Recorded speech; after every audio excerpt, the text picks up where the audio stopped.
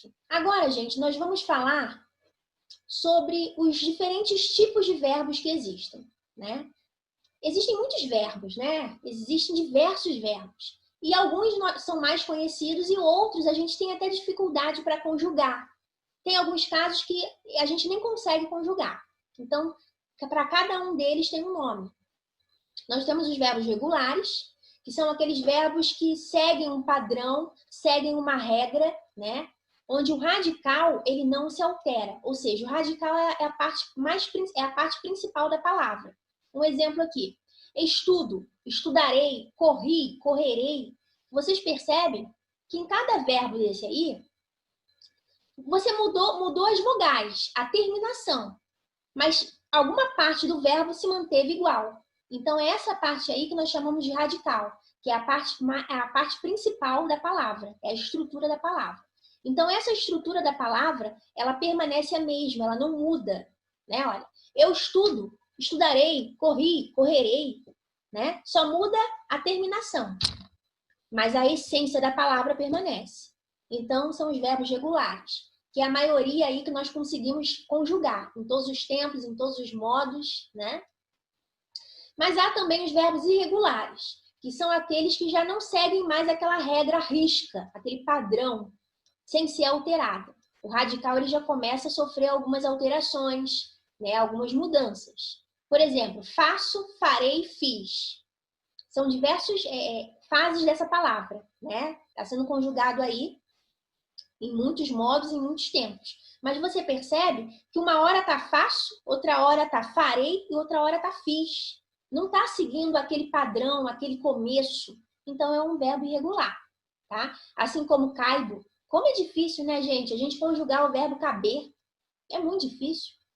E aí tem uma hora que você começa a conjugar caibo, daqui a pouco coube, daqui a pouco caberei. A mesma coisa o verbo ir. Você começa falando vou, depois você muda e vai para o fui. E por fim você fala irei. Então, você percebe uma grande transformação aí na estrutura da palavra. Em alguns casos. Defectivos. Os defectivos são aqueles que não podem ser conjugados em todos os tempos, em todos os modos, né? Conforme eu falei aqui.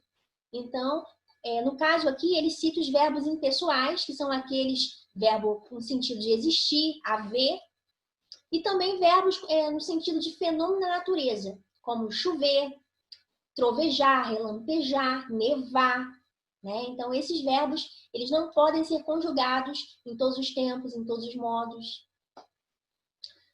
Há também os verbos anômalos. O que são verbos anômalos? Os verbos anômalos são aqueles que sofrem uma mudança gritante na estrutura. Tá?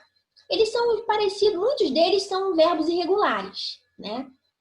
Ó, o verbo ser e ir são os únicos verbos irregulares chamados de anômalos. Então, esses verbos ser e ir, eles podem ser tanto irregulares quanto anômalos. Porque quando eles vão ser conjugados, você percebe uma grande diferença. Uma diferença gritante, notória. Que houve uma mudança, né, durante as conjugações. Então, nós chamamos de anômalos, tá? Mas é somente quando a mudança for drástica mesmo, tá? Se a mudança for uma mudança assim, uma pequena mudança, uma alteração pequena, aí são verbos irregulares. Somente. E temos, por fim, os verbos abundantes. Abundantes porque eles são realmente abundantes, né? E eles aparecem sempre com essa locução aqui. Eles são formados pelo particípio regular ou particípio irregular, mais um verbo auxiliar, que tem que ser o verbo ter ou haver.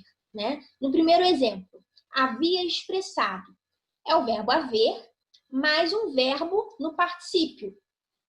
Lembra do particípio? Que tem sempre aquela terminação ado? Cantado, falado, julgado, mantido, partido. Então, esse tipo de conjugação, esse tipo de terminação, nós associamos sempre ao particípio.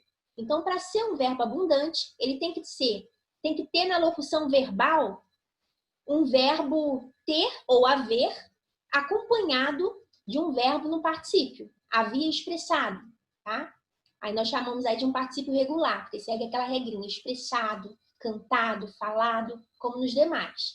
Mas há também o irregular, que é o expresso, dito, feito. não segue aquele padrão. Mas, de qualquer forma, para ser abundante, basta ser o verbo auxiliar ter ou haver, mais um verbo no particípio principal. Bom, e como eu falei, né, anteriormente, e acabei de falar, existem as formas nominais, né? Vocês, com certeza, vocês já ouviram a sua professora falar muito. Coloque o verbo no infinitivo, passe o verbo do infinitivo para o gerúndio, né? Infinitivo.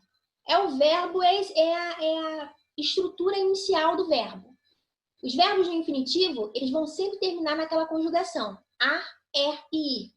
Cantar, falar, beber, aprender, sorrir, estão no indicativo, estão no infinitivo, né? Gerúndio, sempre ando, endo, indo, sempre com essa terminação. Julgando, falando, aprendendo, amando, é gerúndio.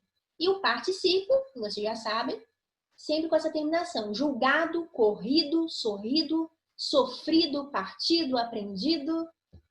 Tá bom? Sempre quando falar particípio, sempre vai haver essa terminação.